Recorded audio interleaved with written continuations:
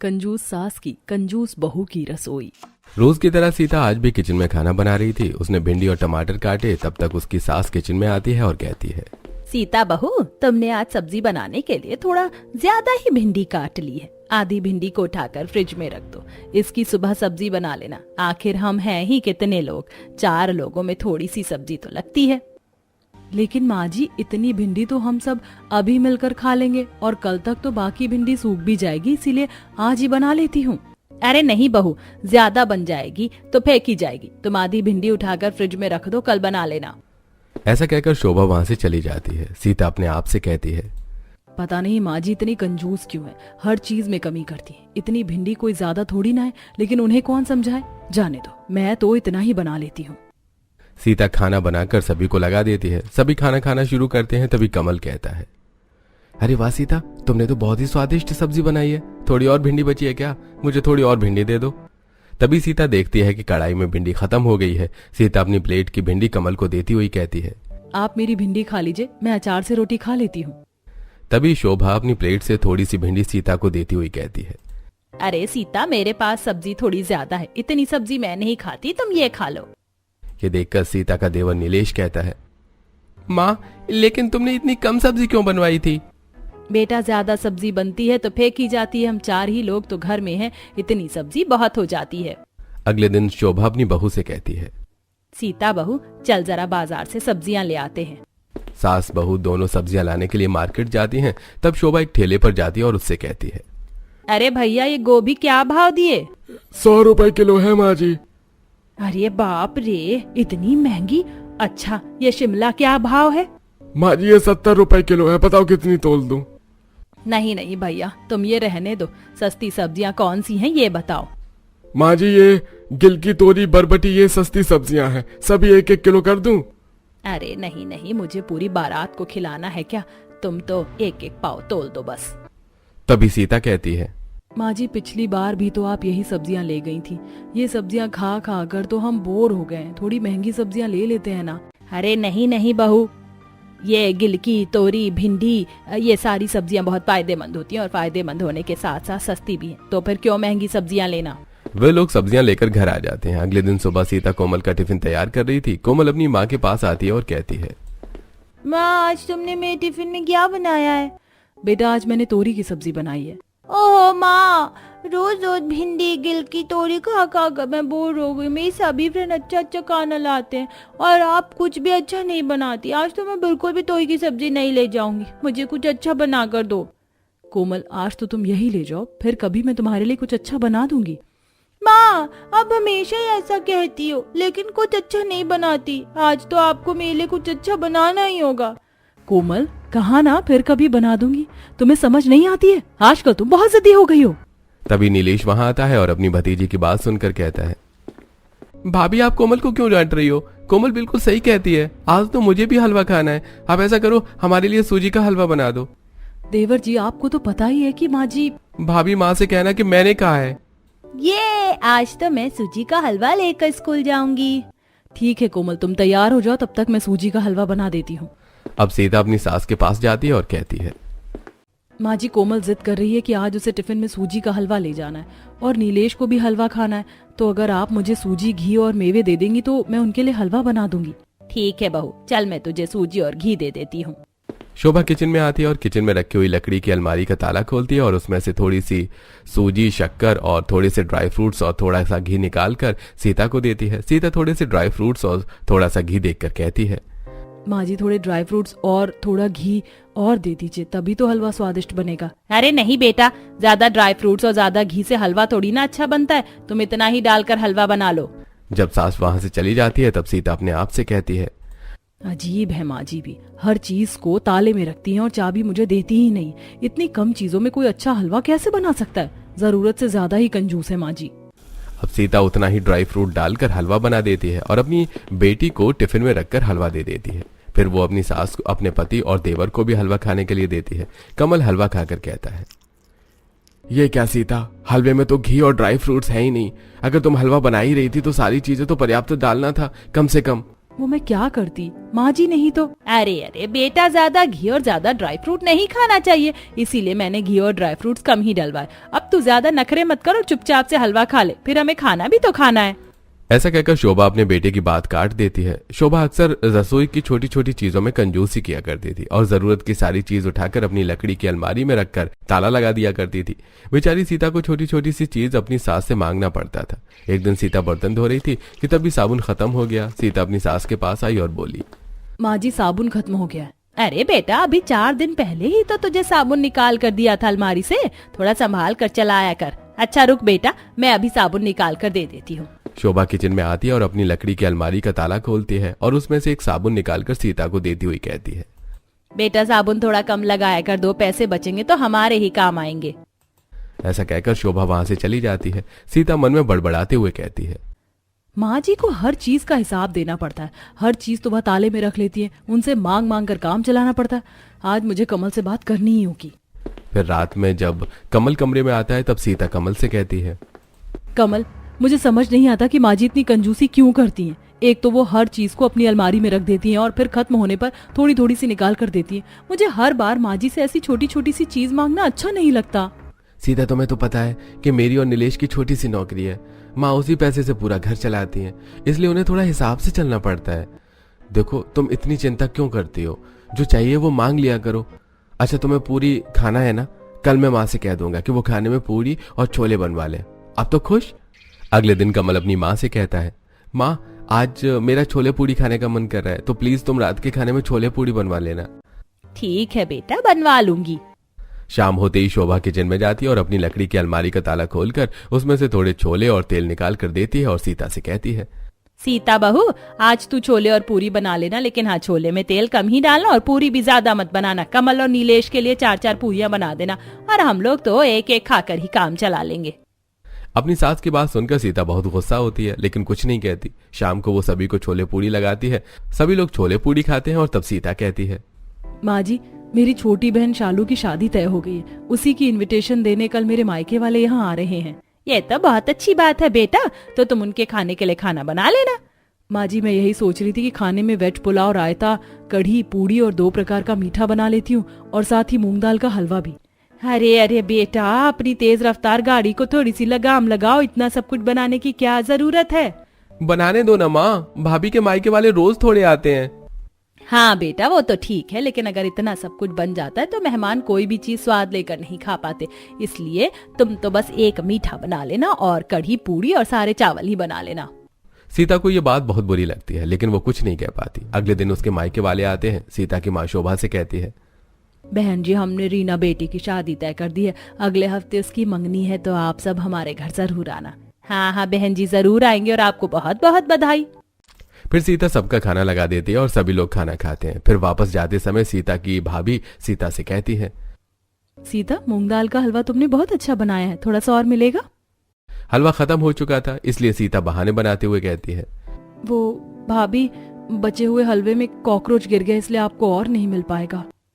लेकिन रेखा समझ जाती है। फिर जाते समय सीता उन्हें छोड़ने बाहर तक आती है तो रेखा कहती है, सीता, अगर तुम्हें और तुम्हारी सास को मेहमानों को बुलाना पसंद नहीं है तो हमें कह देते, हम फोन पर ही दावत दे देते, वरना मेहमानों की खातिरदारी का ये तरीका नहीं है कि तुमने खाना भी सही तरीके से नहीं बनाया। रेखा ऐसा कहकर चली जाती है। सीता को ये बात बहुत बुरी लगती है। वो अपने कमरे में आती है और रोने लगती है। तभी कमल वहां आता है और कहता है, क्या बात है सीता, मुझे बताओ, तुम रो क्यों रही हो? अब सीता सारी बातें कमल को बताती है। ये सारी बातें सुनकर कमल कहता है, ठीक है सीता, मैं अभी माँ से बात करता हूँ। अब कमल अपनी माँ के पास आता है और कहता है, ये क्या है माँ, तुम हर चीज में इतनी कंजूसी क्यों करती हो? यहाँ तक कि आज तुमने सभी के लिए पर्याप्त खाना तक नहीं बनवाया, कितनी बेइज्जती कर दी हमारी। कमल की बात सुनकर शोभा की आंखों में आंसू आ जाते हैं और वो कहती है, हम कोई करोड़पति तो नहीं है, तुम दोनों की छोटी सी सैलरी में घर चलाना पड़ता है और उसमें भी अगर 2 पैसे बच जाएंगे तो वो तुम ही लोगों की काम आएंगे, मेरे नहीं। कमल को अपनी माँ की बात ठीक लगती है। वो सीता के पास आता है और समझाते हुए कहता है, सीता, माँ भी अपनी जगह सही है, तुम्हें माँ की बातों का इतना टेंशन लेने की जरूरत नहीं है, कुछ बातें तो टाली भी जा सकती है ना। ऐसी समय बीत रहा था और बीतते समय के साथ अब नीलेश की शादी भी किरण से तय हो जाती है। जल्दी किरण दुल्हन बनकर शोभा के घर आ जाती है और आज किरण का अपने ससुराल में पहला दिन था। किरण की सास उसके पास आती है और कहती है, किरण बेटा, आज तुम्हारी पहली रसोई है, इसलिए सुबह की चाय तुम ही बना लो। हाँ माँ, मैं चाय बना देती हूँ और खाना भी बना लूंगी। खाने में पालक pulao, veg cutlet, mix veg आलू के पराठे, पूरियाँ। किरण बेटा जरा ठहरो, तुम्हें इतना सब कुछ बनाने की क्या जरूरत है? वैसे भी शादी में दुल्हन को बहुत थकान हो जाती है। अब काम करके और मत थको, खाना सीता बना लेगी, तुम तो बस चाय बना लो। अब सीता किचन में खाना बनाने के लिए जाती है तो किरण भी पीछे से आकर कहती है, रुकिए सीता दीदी, मैं भी आपकी मदद करवाती हूँ। सीता खाना बनाते समय सब्जी में थोड़ा ही तेल डालती है। ये देखकर किरण कहती है, सीता दीदी, आपको नहीं लगता कि सब्जी में तेल बहुत कम है? इतनी तेल में तो सब्जी अच्छी तरह बनेगी ही नहीं। किरण, हमारे यहाँ सभी चीज़ें बहुत कम कम यूज़ होती हैं। सब्जी में तेल भी कम डलता है और मसाले भी, और बाकी चीज़ें भी बहुत कंजूसी से इस्तेमाल करना पड़ता है, क्योंकि माँ जी को ज़्यादा खर्च करना पसंद नहीं है। अच्छा, लेकिन किरण, हर घर के रूल अलग अलग होते हैं। तुम यहाँ रहते रहते यहाँ के तौर तरीके सीख जाओगी। किरण को ये बात सुनकर काफी अजीब लगता है। अगले दिन किरण नीलेश से कहकर कुछ चीजें मंगवा लेती है और शाम को सीता से कहती है, दीदी आज खाना मैं बनाऊंगी, देखो मैंने कितनी चीजें मंगवाई है। लेकिन किरण, तुम्हें ये सब मंगवाने से पहले माँ जी से पूछना चाहिए था। अरे दीदी, इसमें पूछने की क्या बात है? मेरा मन किया कि मैं आप सबको कुछ बनाकर खिलाऊं, सो मैंने मंगवा लिया। ऐसा कहकर किरण खाना बनाना शुरू करती है। तभी उसकी सास वहां पर आती है और इतनी सारी चीजें रसोई में देखकर कहती है, अरे किरण बहू, इतनी सारी चीजें मंगवाने की क्या जरूरत थी? फिर ज्यादा खाना बन जाएगा तो जबरदस्ती फेंका जाएगा। ऐसा करो, इनमें थोड़ी बहुत चीजें निकाल लो, बाकी का मुझे दे दो, मैं अंदर रख देती हूँ, जब जरूरत हो तो मांग लेना। शोभा थोड़ा बहुत छोड़कर बाकी चीजें अपनी लकड़ी की अलमारी में रखकर ताला लगा देती है। किरण को अपनी सास की ये बात बहुत बुरी लगती है। उनके जाने के बाद वो सीता से कहती है, सीता दीदी, क्या बात हुई भला? माँ जी को इतनी भी कंजूसी नहीं करनी चाहिए। जाने दो किरण, माँ जी की कंजूसी करने की आदत पड़ गई है। हमें ही समझ कर चलना होगा। अब अपना मूड ठीक करो और चलो हम खाना बना लेते हैं।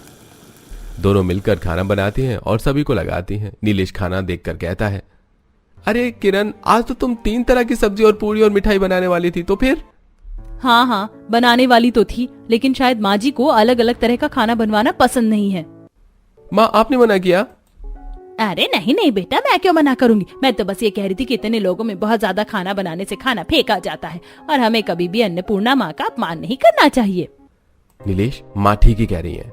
ऐसे कुछ दिन बीत जाते हैं। एक दिन कोमल अपनी माँ से कहती है, माँ कितने दिन हो गए घर में कुछ अच्छा खाने को नहीं बना। माँ आज खीर और पूरी बनाओ ना, और साथ में थोड़ा पुलाव भी, मेरा बहुत मन कर रहा है ये सब खाने का।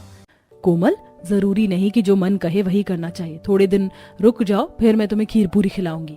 क्या माँ, आप हमेशा ही मुझे टाल देती हो? मैं कुछ नहीं जानती, आज तो मुझे खीर पूरी और पुलाव ही खाना है। कोमल, कहा ना तुमसे कि अभी नहीं बनेगा। ये सब तुम्हें समझ नहीं आती क्या? अपनी माँ की डांट खाने के बाद कोमल रोने लगती है। तब तक वहां पर किरण आ जाती है। किरण के पूछने पर सीता उसे सब कुछ बताती है। ये सुनकर किरण कहती है, लेकिन दीदी, कोमल क्या गलत कह रही है? अगर वो कुछ अच्छा खाना चाहती है तो हम बना देते हैं। किरण, माँ जी हमें इसकी परमिशन कभी नहीं देंगी। दीदी, हम भी इस घर की बहुएं हैं, हमें हर बात के लिए परमिशन की जरूरत नहीं होनी चाहिए। कोमल बेटा, मैं तुम्हें बनाकर खिलाऊंगी आज खीर पूरी और पुलाव। ऐसा कहकर किरण नीलेश के पास जाती है और कहती है, नीलेश, मेरे साथ बाजार चलो, मुझे कुछ चीजें लानी है, आज मैं अपनी पसंद का खाना बनाऊंगी। ठीक है किरण, मैं तैयार हो जाता हूँ। अब दोनों बाजार के लिए निकलते हैं। तभी शोभा कहती है, अरे बहू, कहाँ जा रही हो? माँ जी, आज मुझे खीर पूरी और पुलाव बनाना है, तो मैं उसी का सामान लेने बाजार जा रही हूँ। लेकिन तुम्हें ये सब क्यों बनाना है? आज कुछ खास है क्या? नहीं माँ जी, अच्छा खाना खाने के लिए खास दिन होना जरूरी नहीं है, बस ऐसे ही मन किया। ठीक है बेटा, लेकिन सामान हिसाब से लाना, ज्यादा मत लाना, ज्यादा खर्च करना अच्छी बात नहीं होती। अब किरण बाजार जाकर अपनी जरूरत की सारी चीजें खरीदती है और घर आकर खाना बनाना शुरू करती है। तभी शोभा वहां आती है और कहती है, किरण बेटा, इतना सब कुछ बनाने की कोई जरूरत नहीं। पिछली बार की तरह इस बार भी तुम कुछ चीजें निकाल कर बाकी सामान मुझे दे दो, मैं अलमारी में रख देती हूँ, जब तुम्हें जरूरत पड़े तब तुम ले लेना। अब किरण बहुत गुस्सा हो जाती है और कहती है, ये क्या बात हुई माँ जी? आप इतनी चीजों के लिए कंजूसी करती हैं, जो मुझे बिल्कुल भी पसंद नहीं है। मैं तो आज खुद बाजार जाकर सारा सामान लेकर आई हूँ ना, तो भी आपको चैन नहीं पड़ा, और इसे भी आप अपनी अलमारी में ठूस देना चाहती हैं। ऐसा साफ साफ बता दीजिए ना कि आप खाना भी ढंग से नहीं खिला सकती हैं। ये सुनकर सीता गुस्सा होते हुए कहती है, किरण, तमीज से बात करो, वो हमारी सासू माँ है। लेकिन दीदी, हमारी सासू माँ को भी ध्यान रखना चाहिए कि हम भी उनकी बहू हैं, नौकरानी नहीं। बस बहुत हो गया किरण, चुप हो जाओ। किरण गुस्सा होकर अपने कमरे में चली जाती है और नीलेश को सारी बातें बताती हुई कहती है, मेरे साथ इतनी कंजूसी नहीं चलेगी। तुम तुम्हें माँ जी से बात करनी ही होगी। बस अब मैं और बर्दाश्त नहीं करूंगी। मैं इस घर की बहू हूँ, नौकरानी नहीं जो सिर्फ काम करने से मतलब रखूं। अरे क्या फायदा मेरी बहू होने का अगर मैं अपनी मर्जी से कुछ बनाकर खा भी नहीं सकती तो। अरे शांत हो जाओ किरण, मैं माँ से बात करता हूँ। नीलेश अपनी माँ के पास आता है और कहता है, ये क्या लगा रखा है माँ आपने? हर बात में इतनी कंजूसी क्यों करती हैं आप? हर चीज को आप क्यों अपनी लकड़ी की अलमारी में उठाकर रख देती हो? फेंक क्यों नहीं देती उस पुरानी अलमारी को उठाकर घर से बाहर? तब शोभा कमल से कहती है, देख रहा है तू बेटा? भैया आप ही समझाइए माँ को, शायद आपकी बात समझ में आ जाए। ऐसा कहकर नीलेश गुस्से में बाहर चला जाता है। कमल अपनी माँ से कहता है, माँ तुम चिंता मत करो, अगर खर्चा अच्छे से नहीं चल पा रहा है तो मैं थोड़ा और पैसों का इंतजाम करता हूँ। कमल के ऐसा कहते ही शोभा घबरा जाती है और कहती है, नहीं नहीं बेटा, उसकी कोई जरूरत नहीं है, मेरे पास पैसे हैं, मैं देख लूंगी, तू चिंता मत कर। दूसरी तरफ किरण परेशान होकर अपने आप से कहती है, न जाने माँ जी इतना पैसा बचाकर करेंगी क्या? माँ जी को तो सबक सिखाना ही होगा। वो कंजूसी करती है ना, अब मैं उनसे ज्यादा कंजूस बनकर दिखाऊंगी, तब उन्हें पता चलेगा कि कोई कंजूसी करता है तो कैसा लगता है। अगले दिन किरण अपनी सास से कहती है, माँ जी मैं वॉशिंग मशीन में कपड़े धोने जा रही हूँ, अगर आपकी भी साड़ियाँ धोना हो तो मुझे दे दीजिए, मैं धो देती हूँ। मेरी ये चारों साड़ियाँ गंदी हैं, चारों साड़ियाँ धो देना। अब किरण अपनी सास की सारी साड़ियां वॉशिंग मशीन में डालती है और उसमें सर्फ डाले बिना ही उन्हें धो देती है और सुखाकर अपनी सास को ले जाकर देती है। फिर शोभा पहनने के लिए एक साड़ी निकालती है तो देखती है कि साड़ियां साफ नहीं हुई थी। शोभा अपनी बहू किरण को बुलाती है और कहती है, किरण बहू ये क्या तुमने एक ऐसी साड़ियाँ धोई हैं, बिल्कुल भी साफ नहीं है। माँ जी मैंने ये साड़ियाँ बिना सर्फ के धुली हैं। बिना सर्फ के? इसीलिए तो ये साड़ियाँ साफ नहीं हुई, दोबारा धो दो। अरे माँ जी कैसी बातें कर रही हैं आप? कभी कभी साड़ियों को बिना सर्फ के भी धोना चाहिए, इससे पैसे बचेंगे। वैसे भी इतनी गंदी साड़ियाँ तो पहनी जा सकती हैं। किरण ऐसा कहकर वहां से चली जाती है। बेचारी शोभा को गंदी साड़ियां पहननी पड़ती हैं। अगले दिन शोभा अपनी बहू से कहती है, सीता बहू मेरी सहेली आने वाली है तो तुम उसके चाय नाश्ते का प्रबंध कर देना। जी माँ जी। थोड़ी देर बाद शोभा की सहेली आती है। शोभा बैठकर अपनी सहेली से बात करती है। सीता किचन में चाय बनाने जाती है, तभी किरण वहां आती है और कहती है, सीता दीदी आप कोमल का होमवर्क करवा दीजिए, चाय मैं बनाती हूँ। अब किरण दूध में बहुत सारा पानी मिलाकर चाय बना देती है और अपनी सास और उनकी सहेली को ले जाकर दे देती है। वे दोनों चाय पी लेती हैं। शोभा की सहेली के जाने के बाद शोभा किरण को बुलाकर कहती है, किरण बहू तुमने इतना पानी डालकर चाय क्यों बनाई थी? तुम्हें पता होना चाहिए कि मेहमानों को इस तरह की चाय नहीं पिलाते। अरे माँ जी मैंने तो ऐसा करके दूध के पैसे बचाए हैं, और अगर मेहमानों को ऐसी चाय पसंद नहीं आती और वो दोबारा नहीं आएंगे तो ये तो और अच्छी बात है। कम से कम इससे हमारे नाश्ता और चाय का खर्चा तो बचेगा।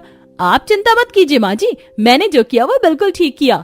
ऐसा कहकर किरण अपने कमरे में चली जाती है। बेचारी शोभा अब कहती भी तो क्या, ऐसे ही 3 दिन गुजर जाते हैं और आज शोभा खाना खाकर अपने कमरे में जाती है तो कि उसके कमरे की लाइट खराब हो गई थी। तभी सीता वहां आती है और कहती है, माँ जी आपके कमरे की लाइट खराब हो गई है, रुकिए मैं अभी किचन की लाइट आपके कमरे में लगा देती हूँ और रात को इनसे दूसरी लाइट मंगवाकर किचन में लगा दूंगी। सीता किचन में लाइट लेने के लिए जाती है, तभी किरण कहती है, लाइए दीदी माँ जी के कमरे में लाइट की व्यवस्था मैं कर देती हूँ, आप अपने कमरे में जाकर आराम कीजिए। सीता किरण की बात सुनकर अपने कमरे में चली जाती है। किरण एक मोमबत्ती उठाती है और अपनी सास के कमरे में जलाकर ले जाती है और उसे रखते हुए कहती है, माँ जी ये लीजिए आपके कमरे में मोमबत्ती जला दी। बल्ब लाने के लिए मैंने ही मना कर दिया। आप तो जानती है माँ जी की बिजली कितनी महंगी है और बिजली का कितना बिल आता है। कुछ दिन इस मोमबत्ती से काम चला लीजिए, कम से कम इसी बहाने बिजली का बिल तो कम होगा। ऐसा कहकर किरण वहां से चली जाती है।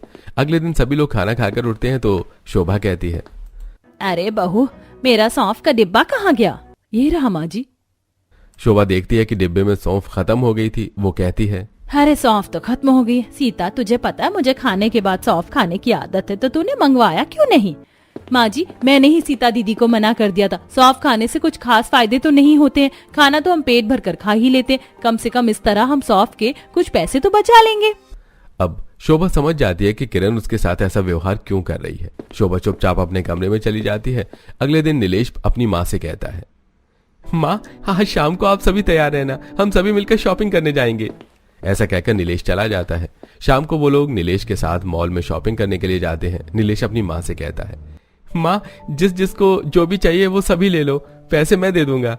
क्या सच में नीलेश? ओह थैंक यू, मुझे कुछ कपड़े चाहिए और कुछ ज्वेलरी और कुछ और सामान भी। दीदी चलिए हम दोनों अपने लिए कपड़े सिलेक्ट करते हैं, और कोमल तुम्हें खिलौने चाहिए थे ना, चलो खरीदते हैं। हाँ चलो चलो चाचू, मुझे लबुबू डॉल चाहिए। सीता और किरण शॉपिंग के लिए चली जाती हैं। तब शोभा नीलेश से कहती है, नीलेश बेटा एक बात बता, तेरे पास इतने पैसे कहाँ से आए जो तू सबको इतनी शॉपिंग करवा रहा है? माँ, पिछले कुछ दिनों से आपके और किरण के बीच जो कुछ भी चल रहा है वो मुझे अच्छा नहीं लगा, और फिर मैंने देखा कि घर में पैसों की कुछ ज्यादा ही तंगी थी, इसलिए मैंने 2 लाख रुपए का लोन ले लिया है। ये सुनकर शोभा के तो जैसे होश उड़ जाते हैं। वो कहती है, ये तू क्या कह रहा है बेटा? तुझे इस तरह से लोन नहीं लेना चाहिए था। क्या करता माँ, किरण को हर चीज के लिए मना करना अच्छा नहीं लगता, और मैं तुम्हें भी कुछ नहीं कह सकता था, इसलिए मुझे जो ठीक लगा वो मैंने किया।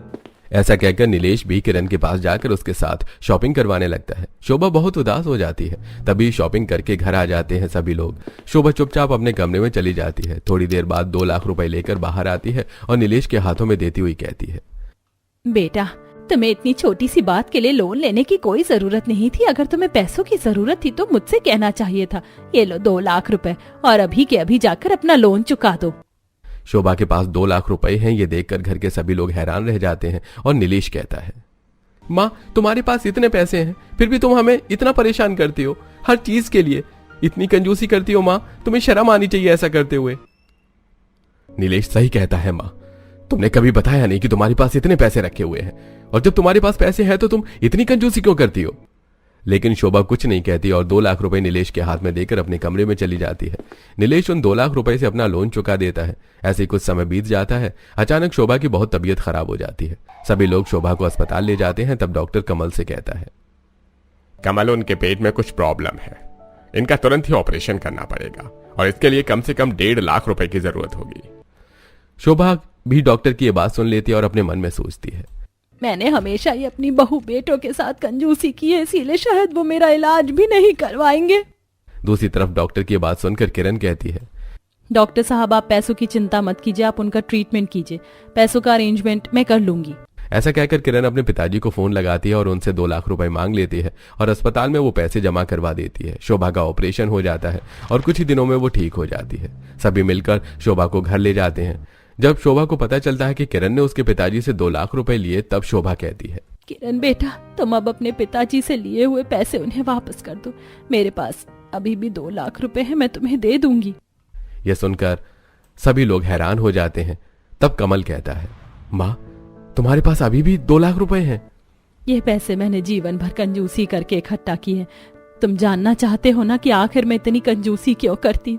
तो सुनो, तुम्हारे पिताजी एक ड्राइवर थे। उन्होंने अपने भाई बहन की शादी के लिए लोन ले रखा था, इसीलिए वो दिन के साथ साथ रात में भी गाड़ी चलाते थे, और एक दिन नींद में गाड़ी चलाने की वजह से उनका एक्सीडेंट हो गया और उनकी मृत्यु हो गई। बस इसीलिए मैंने 1-1 रुपए कंजूसी करके बचा कर रखा ताकि मेरे बच्चों को जीवन में कभी भी लोन ना लेना पड़े और लोन से होने वाली परेशानियों से वो बच सके।